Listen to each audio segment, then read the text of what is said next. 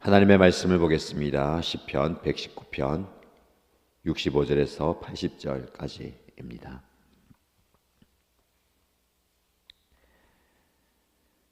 오늘 저와 여러분에게 주신 하나님의 말씀은 시편 119편 65절에서 80절입니다. 함께 읽겠습니다. 주님께서 약속하신 대로 주님께서는 주님의 종인 나를 잘 대해 주셨습니다. 내가 주님의 계명을 따르니 올바른 통찰력과 지식을 주십시오. 내가 고난을 당하기 전까지는 잘못된 길을 걸었으나 이제는 주님의 말씀을 지킵니다.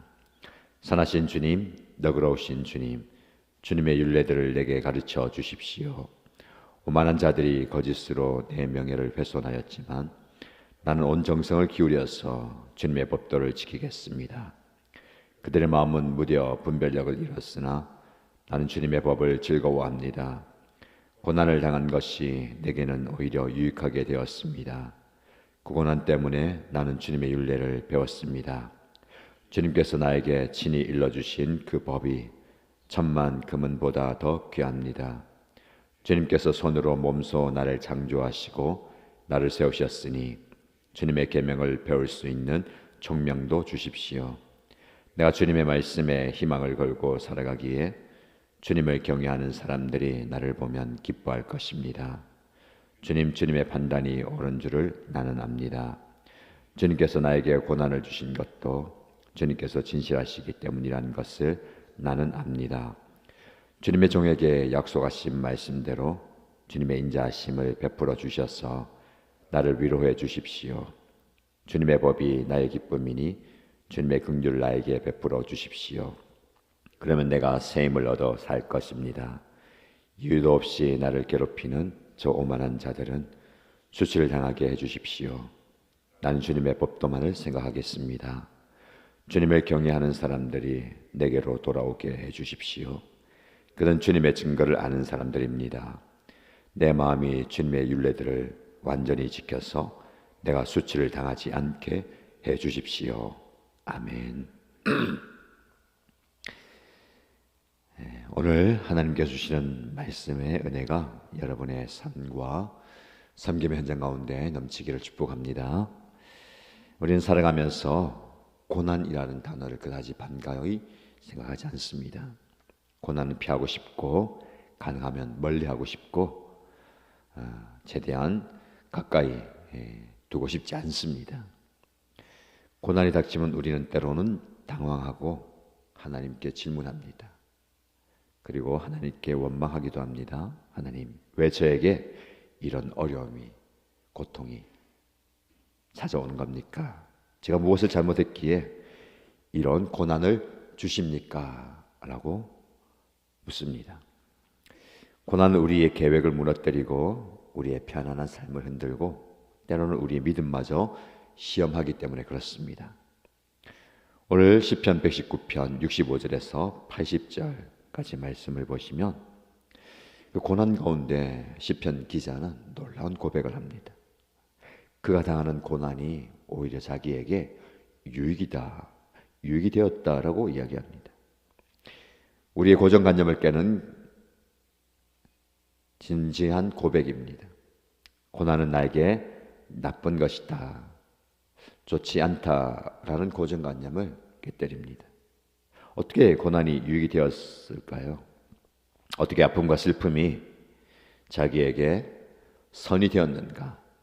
시편 기자의 고백을 통해서 함께 깨닫기 원합니다.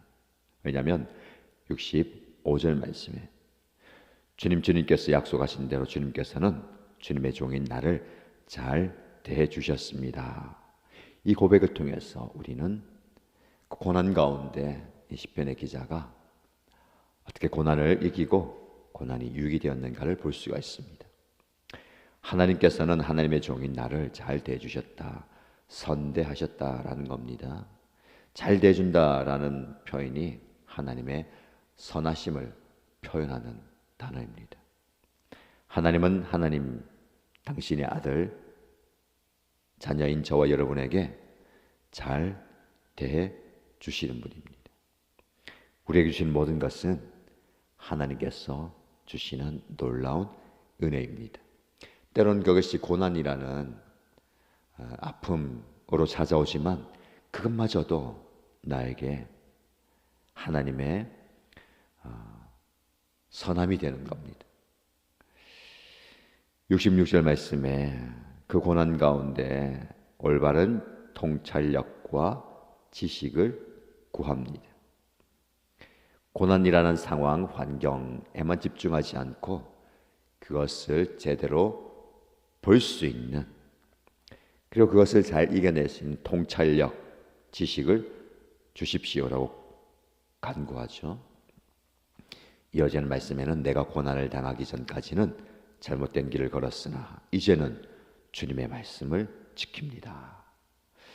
고난 당하기 전에는 내 마음대로, 내 욕심대로, 내가 원하는 대로 살았습니다. 근데 지나고 보니 그것이 잘못된 길인지 알게 됩니다. 이제는 그 고난의 과정을 통과한 뒤에는 말씀을 지키고 말씀의 길을 갑니다. 고난이 이 시편의 기자를 옳은 길로 인도한다는 겁니다. 우리에게 당하는 이 어려움과 아픔이 우리를 바른 길로 인도하는 계기가 되는 겁니다. 영적 담금질을 하는 것이죠. 우리는 그저 편안함을 추구하는 존재입니다. 아무 문제가 없고 어려움이 없이 편안함은 복이다, 잘 되고 있다라고 생각합니다. 그러나 그 편안함이 복이 아닐 수 있습니다. 잘못된 길을 가면서도 나는 괜찮다, 난 잘하고 있다, 이것이 맞다라는 겁니다. 그러나 하나님께서 우리에게 고난이라는 계기를 통해서 잘못 가고 있다는 것을 깨닫게 하시고 그 길을 돌이키십니다. 그러면서 이제는 하나님의 말씀을 따르겠습니다, 지키겠습니다, 말씀을 가르쳐 주십시오, 나는 말씀을 즐거워합니다 라고 하는 겁니다. 71절 말씀에 고난을 당한 것이 내게는 오히려 유익하게 되었습니다. 그 고난 때문에 나는 주님의 율례를 배웠습니다. 고난의 유익이 여기 있습니다. 고난은 잠시 가는 길을 멈추고 자신을 돌아보게 합니다. 내가 돌아온 길을 다시 되돌아보게 합니다. 그러면서 내가 하나님의 말씀으로부터 떠나 있구나, 내가 말씀을 지키지 못하고 있구나를 깨닫고 더 말씀 가까이 가게 만드는 겁니다. 그 고난 때문에, 그 고난으로 인하여 나는 주님의 율례를 배웁니다 라고 얘기하죠. 그래서 이는 이렇게 고백합니다. 72절 주님께서 나에게 친히 일러주신 그 법이 천만큼 은보다 더 귀합니다. 정말 귀한 것을 깨닫게 되었다라는 겁니다. 그 고난을 통해서. 고난은 우리를 세상의 것들을 내려놓게 합니다.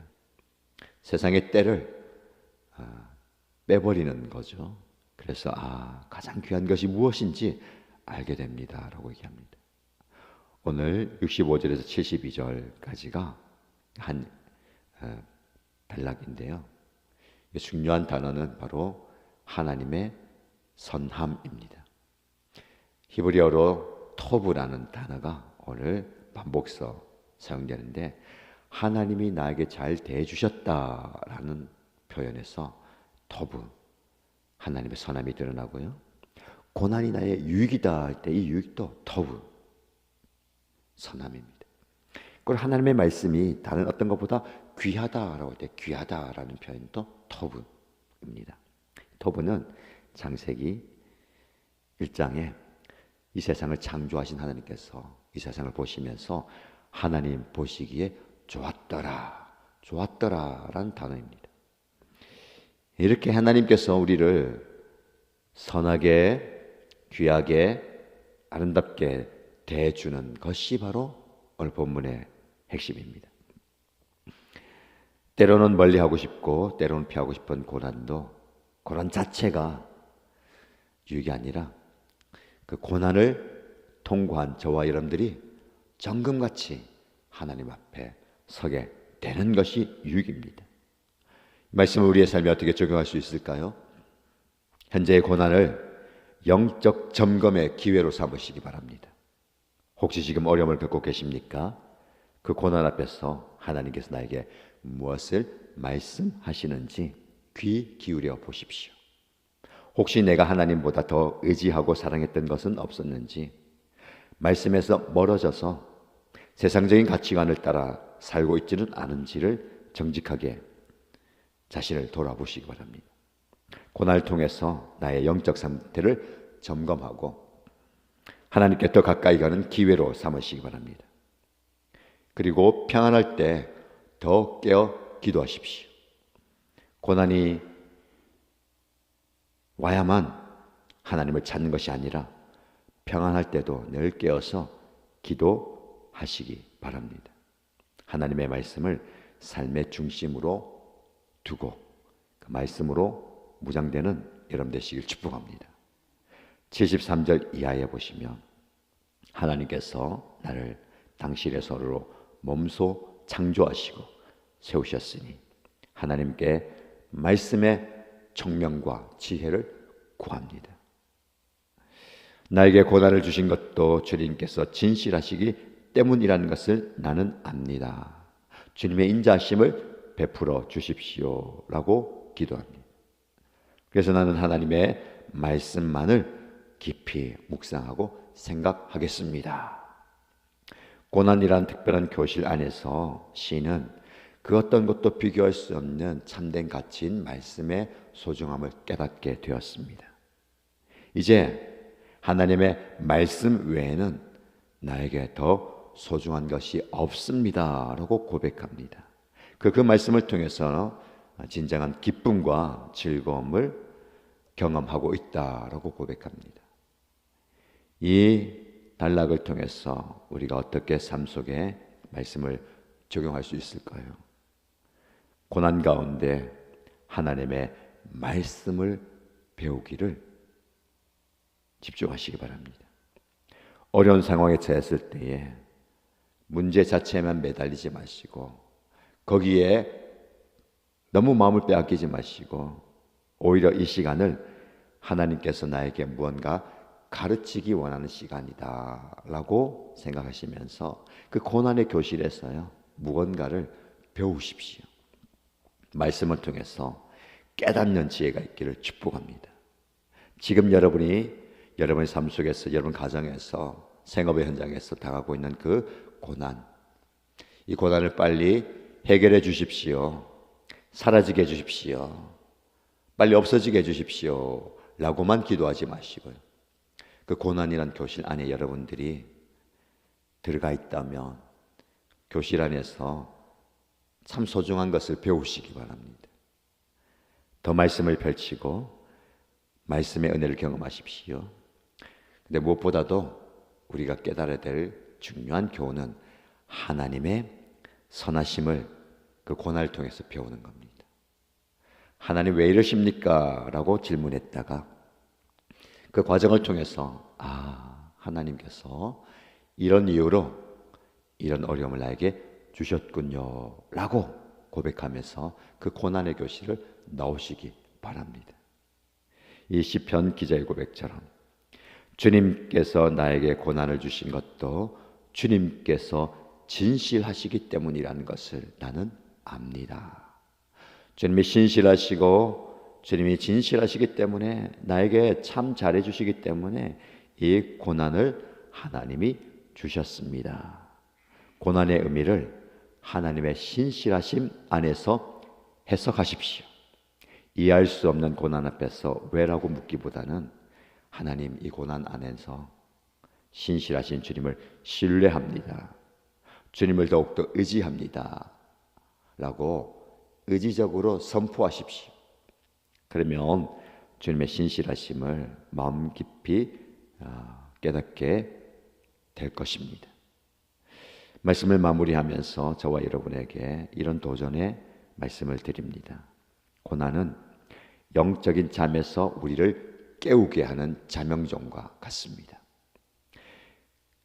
그리고 우리를 깨워서 하나님의 말씀 앞에 서게 합니다. 그리고 그 말씀 깊이 깨닫게 합니다. 고난 앞에서 절망하거나 원망하지 않을 이유가 여기에 있습니다. 때로는 이 고난이 우리를 영적으로 깨워서 하나님 가까이에 가게 만든다면, 내가 지금 영적 침체와 영적 무기력함에 빠져 있는 자에게는 무엇이 필요할까요? 고난이 필요합니다. 고난당한 것이 내게 유익이라. 그 유익을 통해서, 그 고난을 통해서 내가 주님을 알아가기 때문에 그렇습니다. 그러나 그 고난이 나에게 찾아왔을 때 주님을 알지 못한다면, 주님을 만나지 못한다면 그 고난은 유익이 아닐 수 있습니다. 유익으로 만드시기 바랍니다. 고난 자체에 힘들어하지 마시고 그 고난을 통해서 신실하신 하나님을 만나고 그 하나님을 깊이 알아가고 하나님의 은혜를 경험하는 저와 여러분 되시기를 주님의 이름으로 축복합니다. 그걸로 아울러서 여러분에서 기도합니다. 여러분이 겪고 있는 그 고난과 여러분을 아프게 하는 그 고난이 단지 아픔으로만 끝나지 않게 하시고 이 과정이 잘 지나가고 여러분에게 큰 유익이 되기를 위해서 기도합니다. 그리고 그 고통을 당하고 있는 지체들을 위해서 함께 기도하십시다. 하나님께서 우리 공동체 안에 크신 은혜를 주실 줄로 믿습니다.